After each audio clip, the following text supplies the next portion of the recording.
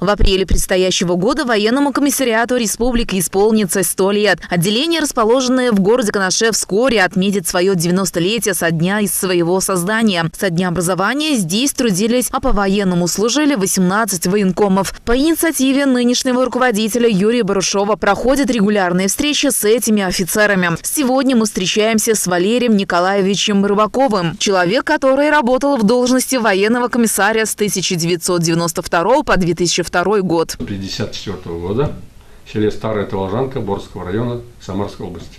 После 8-летки можно было остаться, как многие бросали ее сразу. Я поехал в райцентр заканчивать 9-10 класс.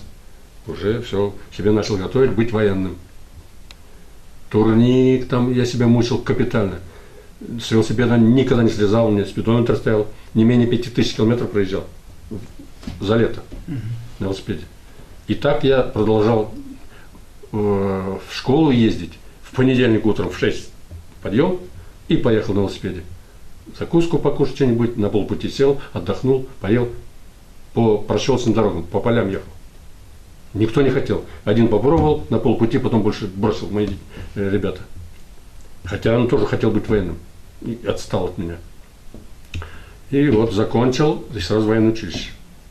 Также уже было сказано, что меня родители очень не хотели, чтобы стать военным, хотели быть дома, потому что я один сын. Сколько бы сил и стараний не прилагали родители, все же им не удавалось погасить мечту, зародившуюся еще в детстве. А до этого у меня и дядя военный, старший десантник был, и другой дядя очень-очень агитировали быть военным. Мне это понравилось. И фильмы как раз вот, как Владимир Владимирович Путин говорит, мы воспитаны были на фильме, да, «17 мгновений весны». С удовольствием смотрели.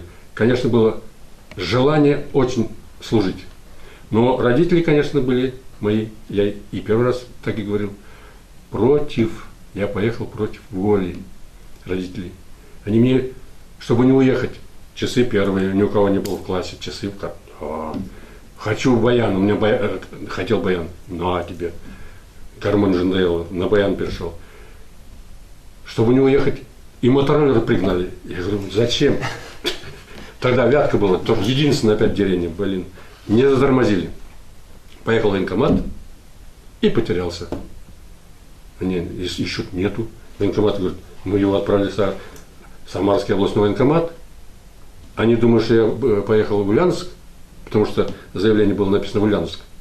Ульяновское училище связи. В жизни офицера было много ярких и ответственных моментов. Службы в Чехословакии и многое другое. После окончания Саратовского высшего военного училища химической защиты направили в Чехословакию. В должности командира взвода химической защиты. В 1977 году пришла разнарядка на батальон на Целинном отправить, уборку урожая. А ПНШ, должность ПНШ, начальник штаба, только приехал с семьей и так далее. А я говорю, мне все равно, чтобы в другой раз не отправили насильно, я взял, решил, командиру говорю, отправьте меня вместо того с командира взвода на должность ЗНШ Целинного батальона. Все. В 1978 году у меня родился сын, 15 января. В апреле я в отпуск, в мае уже Целинный батальон, исколесил пол Советского Союза из Чехословакии. И в декабре вернулся обратно в Чехословакию. Также с теплом вспоминает Валерий Рыбаков, коллектив, с которым приходилось работать плечом к плечу. Я прибыл в августе 1999 года, Объединенный военный комиссариат. Тогда. Сейчас тоже так же называется, да? Нет, сейчас военный комиссариат города Канаш, Канашского и Янского района. А тогда был только Объединенный военный комиссариат. Канашский Район и город был объединен. Ну и ресурсов тогда было достаточно. И призывов много было, по сравнению, чем сейчас. От 500 до 800 в год призывали. Сейчас до 300. До 300, да? В год. Ну, когда я приехал со штаба округа, для меня было, конечно, в общем я знал, а конкретно тут миллион всяких тонкостей надо было знать. Тяжело было полгода я, как сказать, учился у своих же подчиненных. Там был 4 начальника отделения, подполковники. Старший офицер, майор целый. И прапорщик. В отделении призыва еще. В отделении призыва. Толканов. Вот. Так что у каждого отделения были свои задачи. Первое отделение мобилизационное, второе призыв, третье учет офицеров запаса было, четвертое учет солдат-сержант. Ну и прапорщики. Да. В таком ключе два военкома обсуждали и где-то вспоминали прошедшие годы. А до военкомата я же был направленцем военных комиссариатов Приволжско-Уральского военного округа.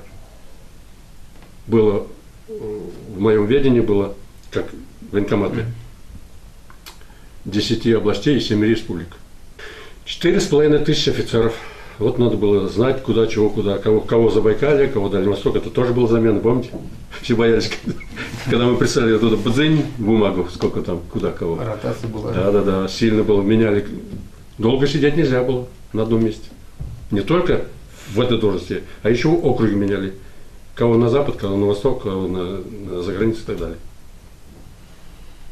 Вот такая работа была. На сегодняшний день Валерий Николаевич ведет социально активную жизнь, является председателем Чувашской национальной автономии Борского района Самарской области. Валерий Николаевич, подводя итог нашей встречи, отмечает, что ни разу в жизни еще не приходилось жалеть о выбранной профессии.